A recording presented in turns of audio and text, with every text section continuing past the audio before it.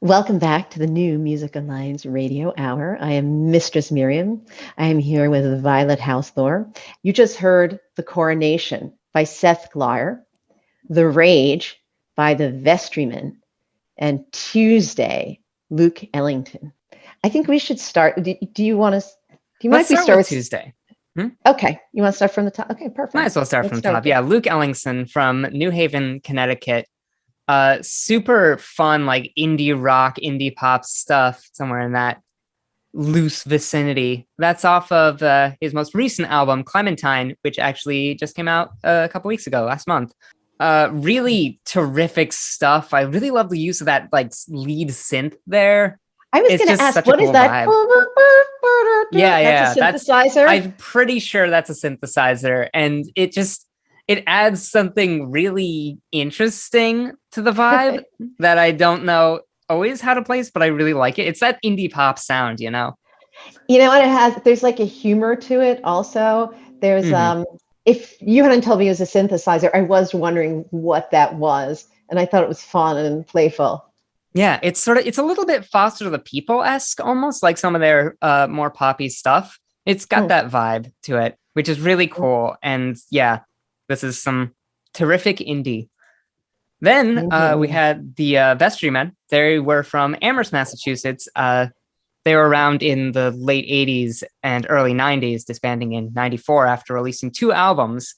Their second album, Ruby Ranch Meets the Plastic Castle, which great name for an album, just got re-released recently. So I decided to bring in something from that. And this track, The Rage, is so much. The lyrics are cool. It's that classic stompy early 90s indie rock. I love it.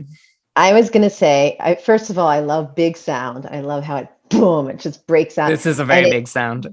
being a girl from the late 80s and the early 90s, I mean, I'm from many things, but that's, when I came of age, this sound is classic, with the layers of harmonies and, that just like stomping. I was listening to it and I felt something and thought, God, why do I connect with this so much? It's a terrific song, but it feels like something to me. And, it feels like what I felt like when I was 22 years old.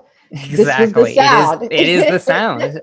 It was the real sound. And this is what it sounded like at that time. So it's really cool to have this sort of piece that just recently came back into the spotlight.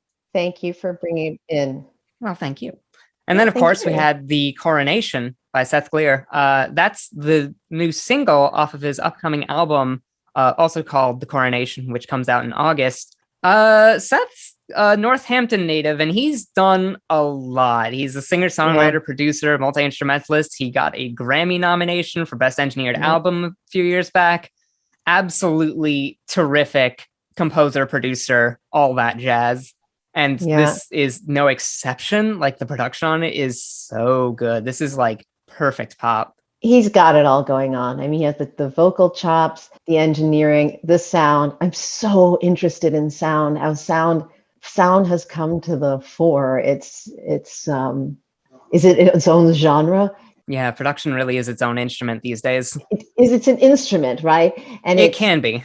But what I'm saying is that it's back in the 70s, you put someone in front of a microphone and this sounded magnificent or it didn't sound good. And now it's not that Seth's voice is fantastic, but you have sound. It's part of the... Right, you play the studio just as much as any other instrument, which is fun. And that's why I'm a producer. And I agree. I hear this absolutely in The Coronation. Plus, it's just really good. Like, I have a soft spot for pop that does things just a little bit differently in the right way. And this scratches that itch for me. I like pop a lot. And it scratches more than an itch. It gives me a little tickle and makes me feel good. Well, we're going to switch things up very quickly from pop music, right off the deep end. So straight from pop music, we're going to go right off the deep end into prog rock, which is another genre I do actually have quite the soft spot for. So let's start things off with Twilight by The Winter Tree.